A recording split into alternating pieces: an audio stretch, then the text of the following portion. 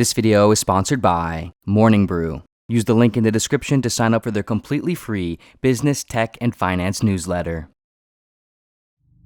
What do you think happens when we die? What? Didn't you just say something? No, sorry, what were you saying? I was just asking about how looking at colleges and everything was going for you. Are you okay? Do you want me to drive? Yeah, no, I'm fine. But yeah, it's been going good actually. I've looked at about several other different schools from other areas, and I was thinking... It was Ernest and Arcadia's first trip anywhere together. A short trip about 2.5 hours north to Arcadia's family cabin. It was the dead of winter, so no one in Arcadia's family was using it, and it was the perfect free getaway spot for just the two of them. Both Ernest and Arcadia had just recently turned 18, and they were both experiencing that early shedding of the skin that occurs in the later portion of youth, followed by the onset of a new form of life, scaled by greater personal freedom, responsibility, maturity, and uncertainty. The two were journeying into adulthood together and feeling a connection they had never felt with anyone or anything before. A comfort and warmth that made it feel like everything was going to be okay, even if it wasn't. For the first time, they were falling in love.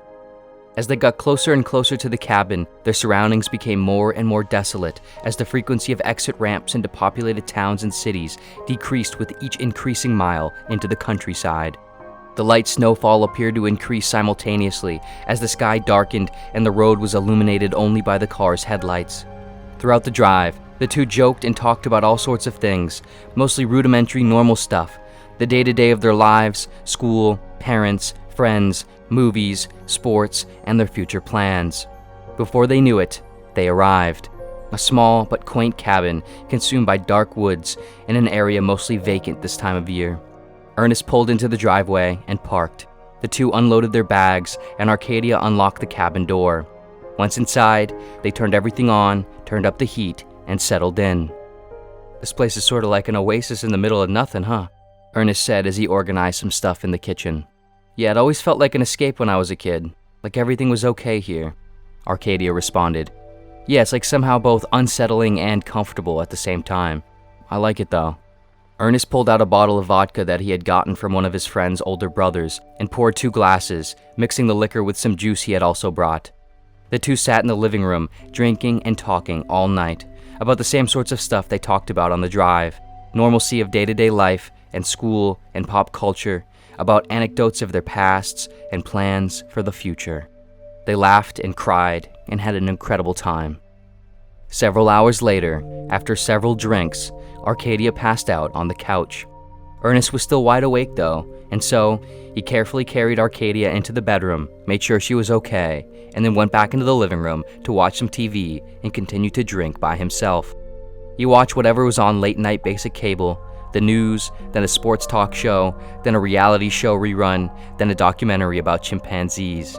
In one scene of the documentary, it showed how sometimes male chimpanzees eat other chimps, sometimes even infants, in order to gain territory and breeding opportunities. Something about the sequence of everything he was watching, the unnerving similarity between some of the scenes in the news and reality show and some of the scenes in the nature documentary, suddenly gave Ernest a weird feeling in the pit of his stomach. It all made him think about how he was a living thing in the world, and all the absurdity he was watching on TV, he was also a part of. This then made Ernest think about how all these shows, how basically everything in ordinary life was just a distraction or neat repackaging of what lied behind, underneath, and inside it. A meaningless chaos of absurdity and conflict and violence and death. What's the point of all this? Ernest wondered to himself with an increasing fervency of anxiety. He felt as if a spotlight was suddenly being shined on some void inside him. Compelled by this intense yearn for something he couldn't quite locate, Ernest got up, left the cabin, and walked out into the woods. He made his way through a small lining of dead trees as snow fell down onto his exposed skin. Fairly quickly, he reached a large pond. Completely frozen over, he walked out onto it. He kept walking until the view of everything around him was completely clear and wide in all directions. Once at the center, he looked up at the clear night sky filled with stars above him. He remembered how he was apparently made of stuff that came from them. This then made him think about how if he kept going all the way back, tracing back all the elements of his body and mind, in some strange way, he would eventually reach stars. But this then made him think about what if he kept going further back, What if he followed what everything he was made of back before the stars? Back before the stuff that made the stars was stuff at all? How far back did it all really go? Where did it come from? Why was it there? Why was he here? He thought about how no one really knew the answers to any of this. This then made him realize that if he didn't know where the stuff he was made of came from, what did that mean about where it was going? Where it would end up?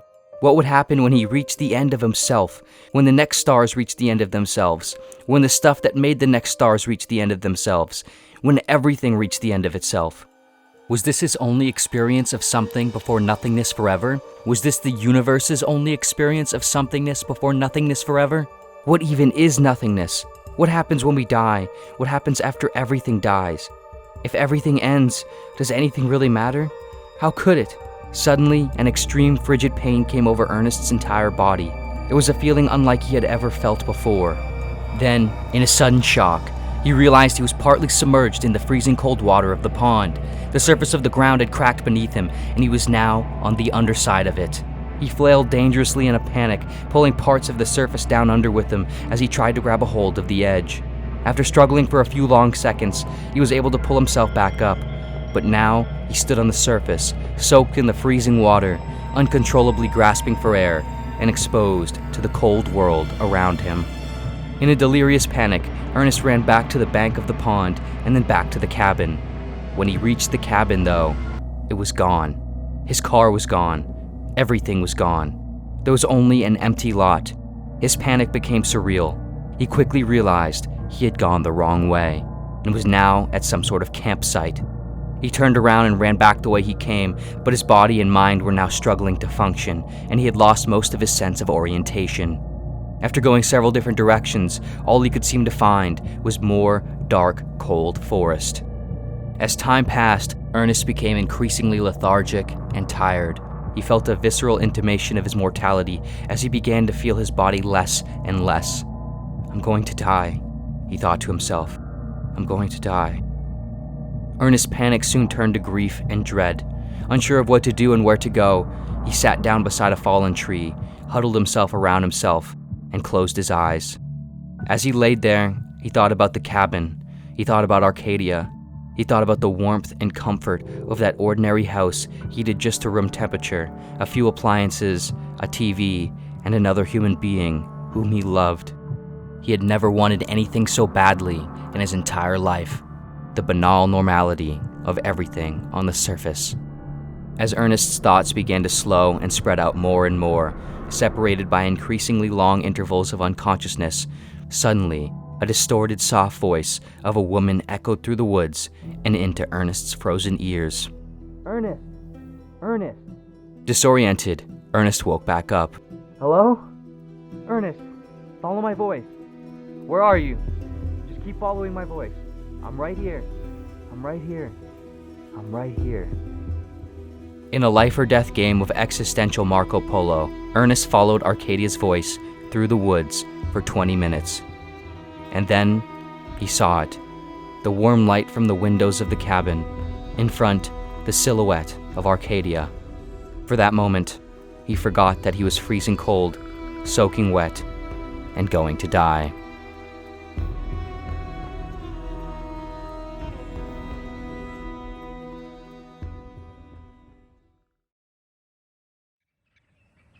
The news can often get a bad rap, as it often should, but following the events of the world is not only useful from a practical standpoint, but sometimes just staying engaged in this strange game we are all playing can help our life be more stimulating and interesting.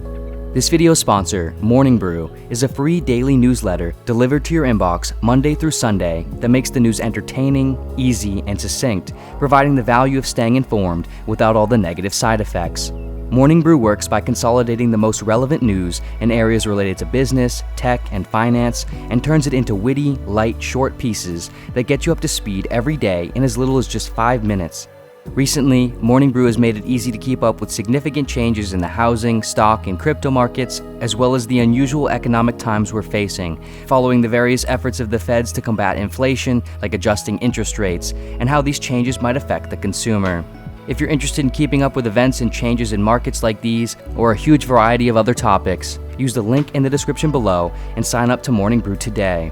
It takes just 15 seconds and is completely free with no strings attached.